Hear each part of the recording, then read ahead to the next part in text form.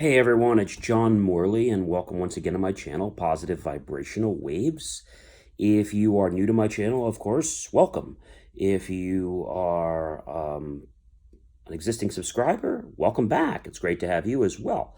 So this week we're continuing our thread and conversation about chunking and breaking things into smaller, manageable units.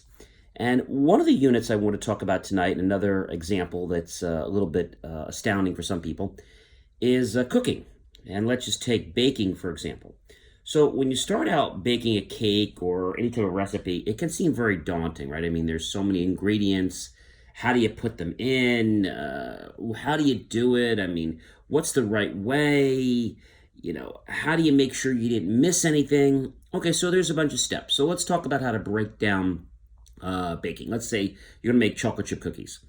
And the first thing you want to do when you make chocolate chip cookies is you probably have a recipe, either on a Toll House bag, or maybe you have a family inherited recipe, which if you do, you're very lucky. You just take that recipe, you look at it, you read it, and then what you do is you do something called mise en place. What that is kind of a pre-planning for your baking. So what you do is you actually get all of the different let's say measuring stuff out that you need, as well as the little ramekins that you'll have, and you'll put those around. So let's say there's 8 or 9 or 10 or 12 items, or if you do nuts, there's 13. And so what you'll do is you'll put those ramekins around. So let's say you're going to start off with all the different ingredients. I'm not going to go through each one, but you're going to take the different ingredients. And so one of those ingredients, let's say, is 2 or 3 eggs. So you'll put the eggs into the right thing, and you'll put that to the side. There'll be so much sugar, there'll be so much butter, and all those will go into a separate thing, but they'll all be measured.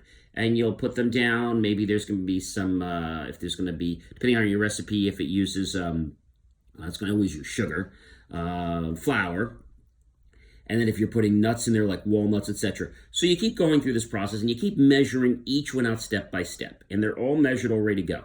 So generally what I do is I start with the butter. So you put the things in the order to which you're going to work with.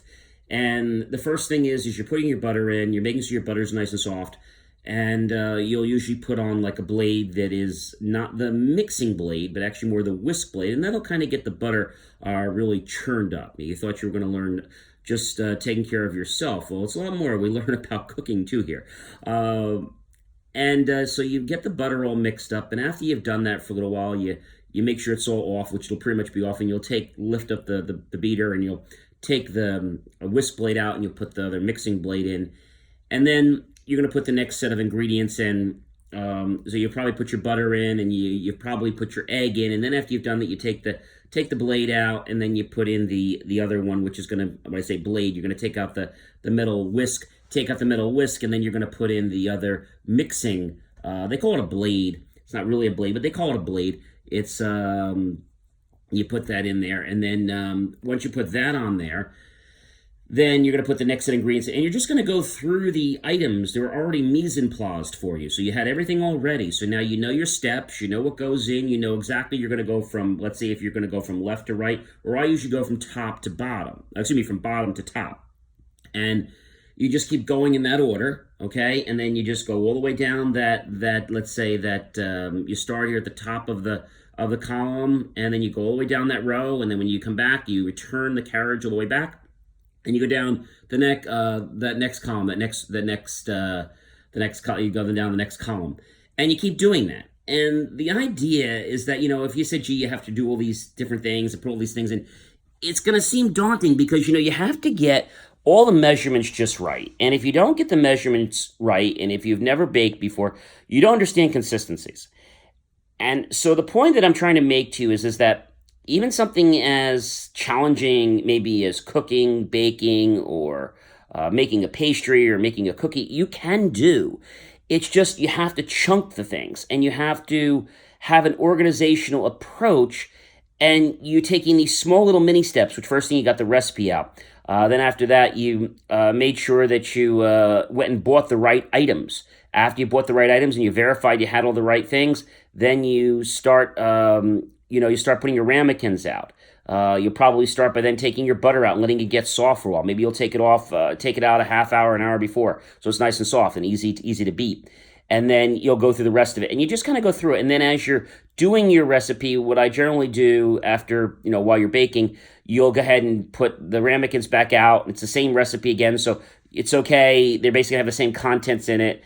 And then you're going to go ahead and put them in again, and you're going to get ready.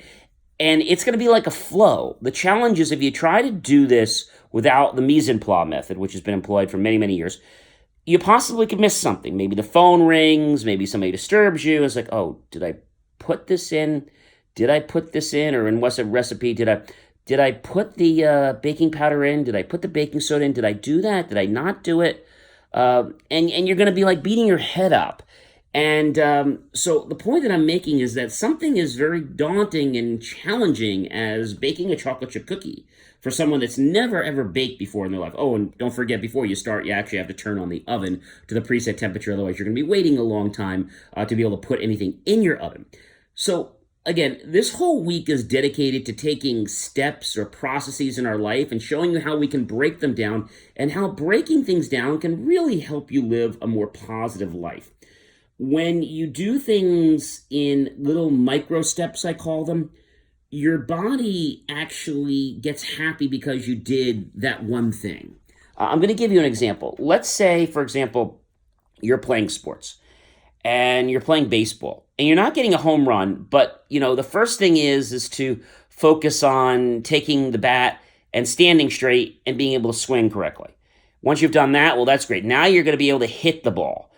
Now, the next thing after you hit the ball, you want to be able to hit the ball well. After you hit the ball well, then you've got to run to first base. So then after that, you have to go to second base, and then eventually to third base, and the home. But you don't expect to hit a home run just right away because there's a lot more steps you have to put into. Let's think about even catching the ball. Before you can catch the ball, you have to be, first of all, great balance. You have to be good on your feet. You have to have a comfortable glove and oiled properly and made sure it's comfortable on your hands, and know what it feels like to catch a ball and how your hand's going to respond and how you're going to dive for the ball or things like that. And so everything is a step. It is a process. Yes, we become a lot more, how can I say, comfortable with things as we've done them several times. But the first time we do something, it's always going to be a little bit funny. The best way to explain this to me is if you're right-handed, which I am, and you try to pick up a pen with your left hand. It's a little challenging, isn't it? I mean, you get a little used to it, but you don't ever get as used to it as your right hand. And it's because your right hand is your dominant hand. Some people, their left hand is more dominant. And so when we push the envelope just a little bit further, we're able to be a little bit uncomfortable, but slowly we're going to become even more comfortable. Whether you're lifting weights, and you start out with this, and you start out with something really small, and you're happy because, you lifted 5 pounds or 10 pounds, whatever your small starting point is, and you're like, oh, I got that, and you did it well, and now you go to the next, and you feel good. And I think part of achieving goals or doing anything in life is that you have to set small benchmarks that you can achieve. And then when you achieve these small benchmarks, you're going to just plow through them the next time, and then you're going to be ready to go through the next step. So you might have 5 or 6 little micro steps or benchmarks before you reach your first big goal. But rather than reaching that big goal, you might say, gee, if I could just do this, if I could just figure out how to do the measuring, if I could just figure out how to whip the butter, okay? And you can break it into little steps. Now, obviously, when you're baking, you're going to do all the steps, but the point is that you don't have to become frustrated or upset because, oh my gosh, how am I going to do this? How am I going to whip it? How am I going to get them on the pan? Don't worry about all those things. Just take everything one little baby step at a time. And if you do that, I think you're going to be amazed at how much you can accomplish. So we're going to have a lot more of these this week. I know this has been really educational, and I'm sure you've realized the point that you're a lot more powerful than you think. Again, my name is John Morley. I want to thank you very much for stopping by my channel tonight. Of course, if you do like my content that I publish, just go ahead and, give the subscribe button a nice smash on the right. And, of course, give us a thumbs up so that YouTube will serve us out to more people that want to see this type of content.